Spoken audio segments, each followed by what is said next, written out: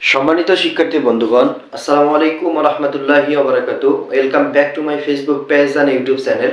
আশা করি আপনারা সবাই ভালো আছেন। আলহামদুলিল্লাহ আমিও ভালো আছি। তো আজকে আমরা একটা অনেক গুরুত্বপূর্ণ ক্লাস নিতে যাচ্ছি। এই ক্লাসটি সম্পর্কে আপনাদের যদি অবশ্যই ভালো লাগে তাহলে লাইক, কমেন্ট, শেয়ারের মাধ্যমে আমাদের পাশে থাকবেন। ফেসবুক পেজগুলো ফলো করবেন এবং ইউটিউব চ্যানেলটি সাবস্ক্রাইব করবেন। তো আমরা এখানে আজকে দেখতে পাচ্ছি যে বিষয় হলো গণিত। আমরা দেখতে পাচ্ছি আয়তাকার ক্ষেত্রের ক্ষেত্রফল সমান দৈর্ঘ্য গুণন প্রস্থ বর্গমিটার। অর্থাৎ আয়তাকার ক্ষেত্রে আমরা আজকে কথা বলবো হচ্ছে আয়তাকার কোনো বস্তু নিয়ে। তো আয়তাকার ক্ষেত্রে ক্ষেত্রফলের সূত্র হলো দৈর্ঘ্য গুণন প্রস্থ।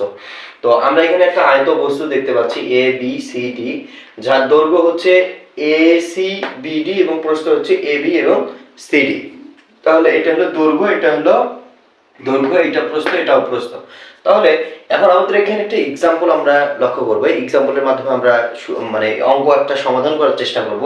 তো আমরা দেখতে পাচ্ছি যে এক্সাম্পল হলো আয়তাকার ক্ষেত্রের দৈর্ঘ্য 10 মিটার এবং প্রস্থ 8 মিটার হলে ক্ষেত্রফল কত। তাহলে আয়তাকার ক্ষেত্রের দৈর্ঘ্য 10 মিটার এবং প্রস্থ হচ্ছে 8 মিটার হলে ক্ষেত্রফল কত। তাহলে আমরা এখানে অঙ্কটা সমাধান যখন করব তখন আমরা লিখবো যে সমাধান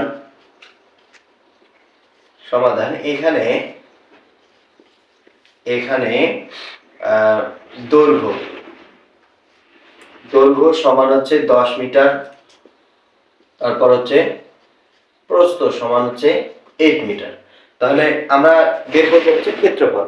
তাহলে আমরা জানি যেহেতু একটি আয়তাকার বস্তু সেহেতু আমাদের লেখার প্রয়োজন নাই যে আয়তক্ষেত্রের ক্ষেত্রফল, সেহেতু আমরা লিখবো হচ্ছে ক্ষেত্রফল। তাহলে হচ্ছে ক্ষেত্রফল সমান, তাহলে ক্ষেত্রফল সমান হচ্ছে দৈর্ঘ্য গুণন হচ্ছে প্রস্থ। তাহলে দৈর্ঘ্য গুণন প্রস্থ এর ক্ষেত্রফলের একক হচ্ছে বর্গ মিটার। তাহলে আমরা দেখতে পাচ্ছি যে এখানে দৈর্ঘ্য হলো 10 মিটার, 10 মিটার গুণন প্রস্থ হচ্ছে 8 মিটার। তাহলে এটা হলো বর্গ মিটার। তাহলে আমাদের 10 এবং 8 যদি আমরা গুণ করি তাহলে হবে হচ্ছে 8 10 80 বর্গ মিটার। অর্থাৎ এই যে এখানে যে এক্সাম্পলটা দেওয়া আছে এই এক্সাম্পল অনুসারে এর হচ্ছে এই আয়তক্ষেত্রটির দৈর্ঘ্য হচ্ছে 10 মিটার, প্রস্থ হচ্ছে 8 মিটার এবং ক্ষেত্রফল হচ্ছে 80 বর্গ মিটার। তাহলে এইখানে দৈর্ঘ্য প্রস্থ কিভাবে আমরা বের করব সেটা হলো এই যে এইটা হলো দৈর্ঘ্য 10 মিটার, তারপর এটাও হচ্ছে দৈর্ঘ্য 10 মিটার, এরপর হচ্ছে এটা হলো প্রস্থ 8 মিটার। অর্থাৎ এই প্রস্থটাকে আমরা বিস্তারও বলতে পারি। তাহলে এই প্রস্থটা হলো 8 মিটার।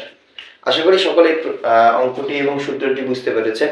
যদি ভালো লাগে অবশ্যই লাইক, কমেন্ট, শেয়ারের মাধ্যমে আমাদের পাশে থাকবেন এবং ভুল ত্রুটি হলে আমাদের ক্ষমার দৃষ্টিতে দেখবেন এবং ভুল যদি হয়ে যায় তাহলে অবশ্যই কমেন্টের মাধ্যমে আমাদেরকে জানাবেন।